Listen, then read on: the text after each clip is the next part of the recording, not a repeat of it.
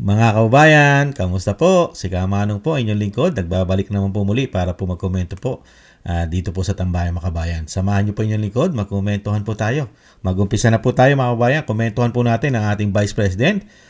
Pagkatapos niya pong dalawin ang kanyang butihing ama ng ang dating Pangulong Duterte, ay may mensahe po siya. At pakinggan po natin ang mensahe po ng ating Vice President, mga kababayan. At komentuhan po natin.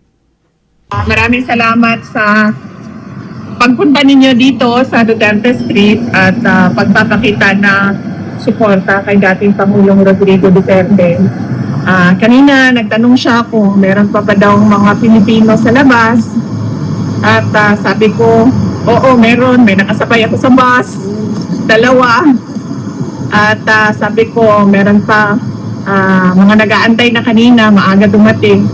Sabi ko, mamaya, paglabas ko, sigurado, madami na yan doon sa kampo natin. How is he in general, ma'am? Okay siya today. Pleasant.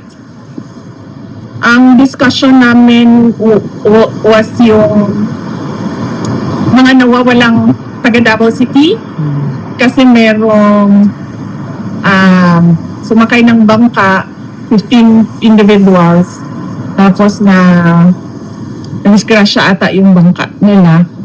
So hanggang ngayon hinahanap sila. Isa pa lang yung nakita sabi sa balita, nakuha siya sa Balut Island and yung iba hinahanap pa. So yun yung discussion namin ni PRD kanina kasi yung isa doon ay kaibigan ko sa abogado doon. Tagal ko na siyang kaibigan, tumulong pa siya sa akin nung mayor ako. Unang term ko as mayor. At yung isa naman, anak ng matalik na kaibigan ng nanay ko.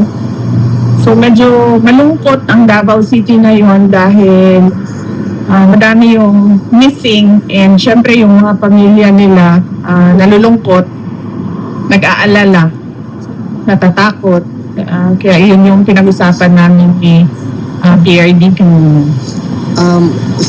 Alam ba ni PRD, ma'am, na ang Davao City reached within the top 10 richest cities in the entire Philippines? Hindi ko nabanggit yan.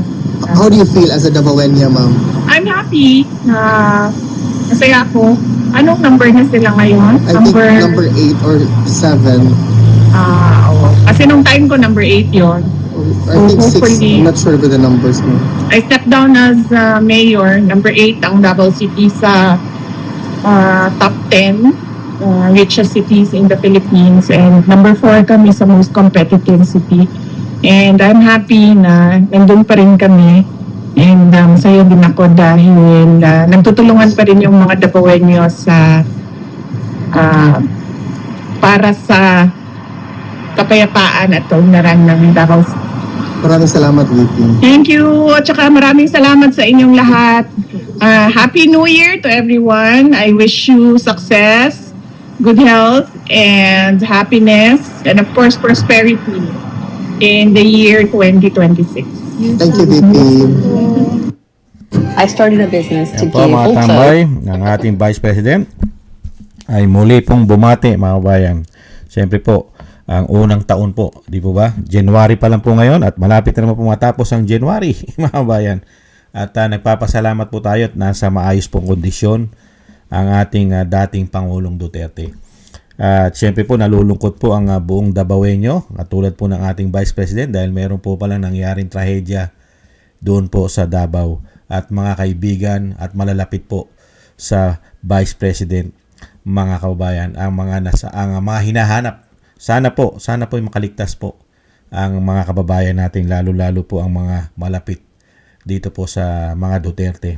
Ang mga kababayan po natin na sinasabi pong missing ng ating Vice President. At sana po makita po sa lalong mabilis.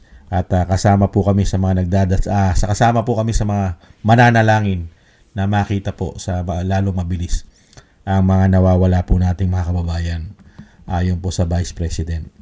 At syempre po, nagmamalaki po. Syempre po, may pagmamalaki mo talaga. Magmamalaki ka talaga.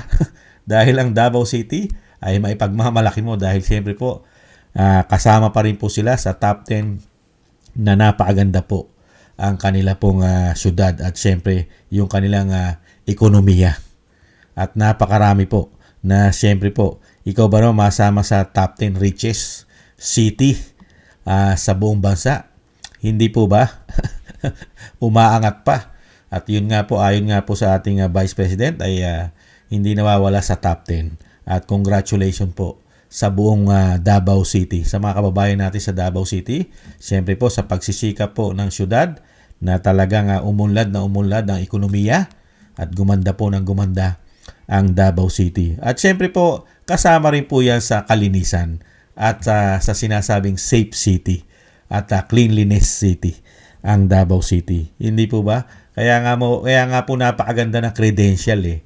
Ang credential po ng Davao at ang credential at maipagmamalaki ng mga lingkod bayan ng Davao katulad po ng Vice President, dating Pangulo at mga kapatid niya si Pulong, si Baste at siyempre po yung mga pamangkin niya na mga congressman at vice mayor na mga Duterte. Talagang maipagmamalaki mo yung kanilang credential kung paano po sila maglingkod.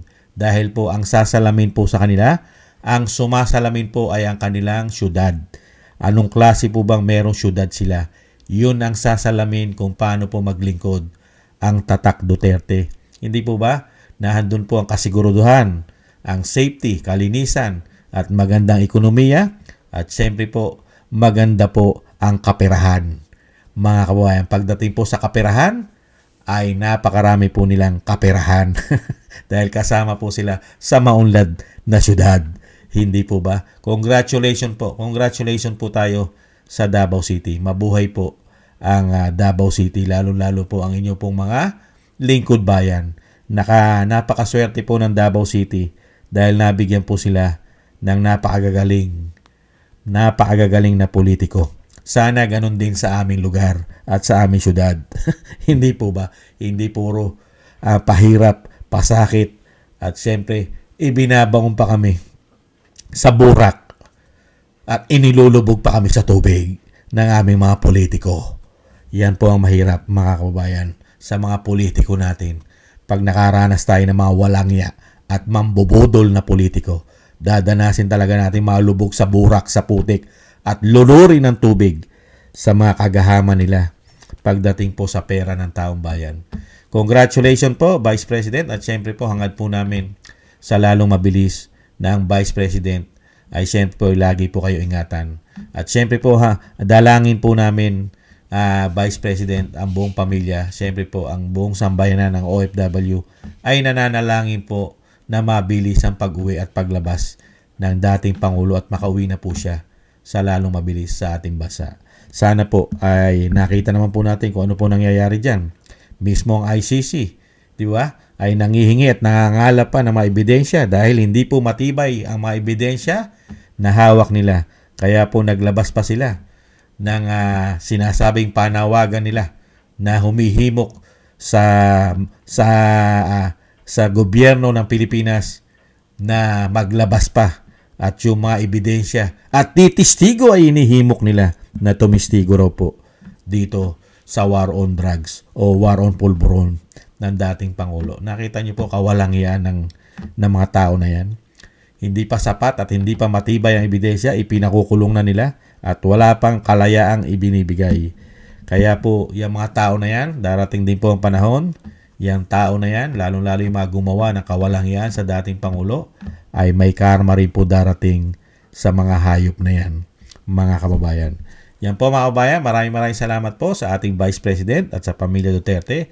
Siyempre po ang panalangin po natin ay tuloy-tuloy po para po sa pamilya Duterte na mabilis ang paglaya at pagbalik po sa ating bansa. Thank you po. At thank you po sa ating mga kababayan na sumusuporta po, lalong-lalo po inahan dyan po sa The Hague, sa ICC. Maraming salamat po sa inyo mga kababayan at patuloy nyo pong sinusuportahan at sinasamahan ang pamilya Duterte, lalong-lalo po ang dating Pangulong Duterte.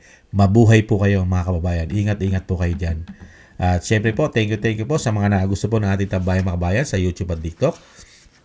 At ganun din po sa ating mga subscribers, sa mga nagbibigay po ng komento, like, share, and subscribe. Shoutout po sa inyo lahat. Mabuhay po kayo mga kababayan. At thank you rin po sa mga nagbibigay po ng tulong. Shoutout po kay Tatay Nick ng Canada, kay Eric Hershaw ng Canada, Kingston ng Hong Kong, Jake Yahut ng Maisog, California, USA, Gina Ray Solidides ng Berlin, Germany, Julieta Celona ng Sydney, Australia, ako si Pilam, Ani Jo, Gay at Shena, at si Balance Vision TV. Maraming salamat po sa inyo mga bayan. Ingat-ingat po kayo. Shoutout po sa inyo lahat. Lalong-lalo po sa inyo pong paggawa. Ingat-ingat po. At muli po mga bayan, maraming salamat po. God bless po sa inyo lahat. Ingat-ingat po tayo. Taste lang po. Bye-bye.